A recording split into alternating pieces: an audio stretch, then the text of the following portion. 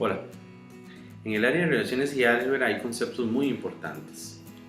Ya vimos unos en los videos anteriores, por ejemplo, sucesiones, es un concepto muy importante. Sin embargo, en esta área hay uno que es clave, que es el concepto de variable. En este video vamos a ver cómo el concepto de variable y constante se pueden trabajar a través de una situación de la vida cotidiana.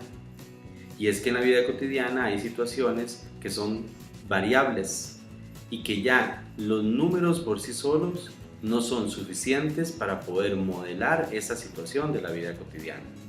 Y ahí es donde entonces tenemos que tener más herramientas, y una de esas herramientas precisamente es el concepto de variable. Entonces veamos el siguiente problema y cómo poco a poco vamos a ir sacando estos conceptos.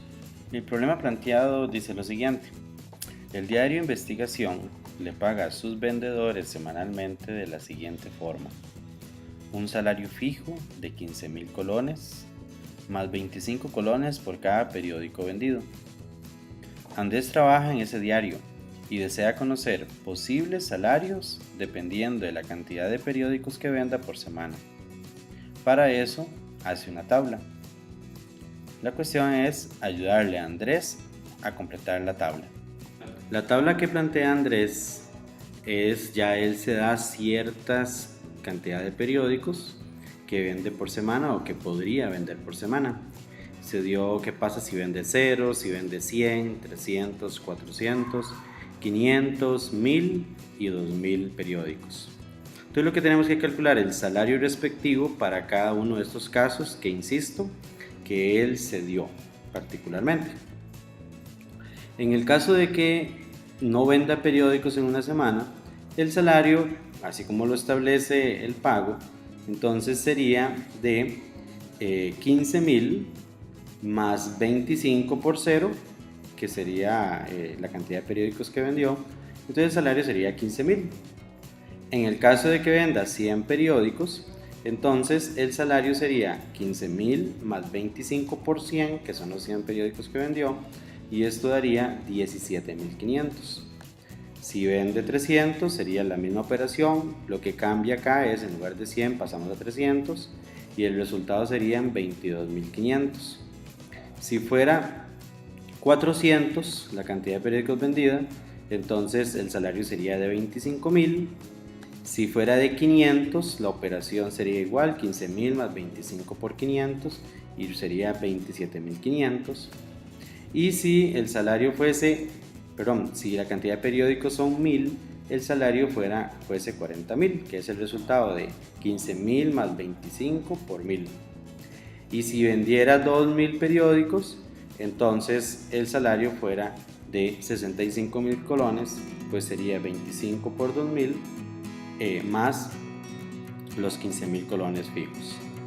Entonces, de esta forma es como se completaría esta tabla. Como podemos ver en la tabla tenemos ciertas cantidades, ¿okay? Estas cantidades, ¿okay? Igual como podemos visualizar en la tabla, por ejemplo, el número de periódicos vendidos, que también se repite acá, ¿verdad? En la formulita se repite aquí, que es el número de periódicos vendidos, y también el salario que se obtiene.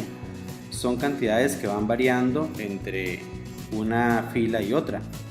Entonces a esas cantidades se les llama cantidades variables. A las otras cantidades que aparecen allí, que es el 15.000 y el 25, como pueden ver, entre cada cálculo no tiene ninguna variación. A esas cantidades se le llaman cantidades constantes. Entonces, como podemos ver en el problema, algunas de las cantidades son cantidades variables y otras son cantidades constantes. ¿Por qué esto es importante?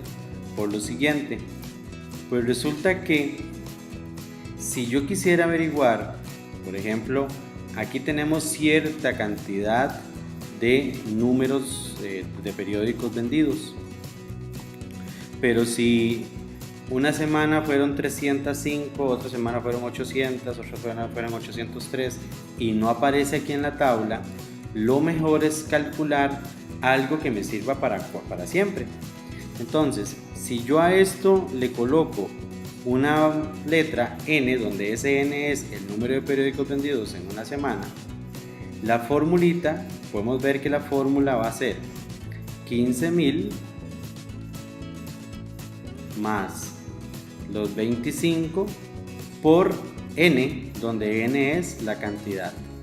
¿Y esto cuánto nos va a dar? Esto nos va a dar otra cantidad que va a ir variando, que sería el salario. Entonces lo representamos con una S.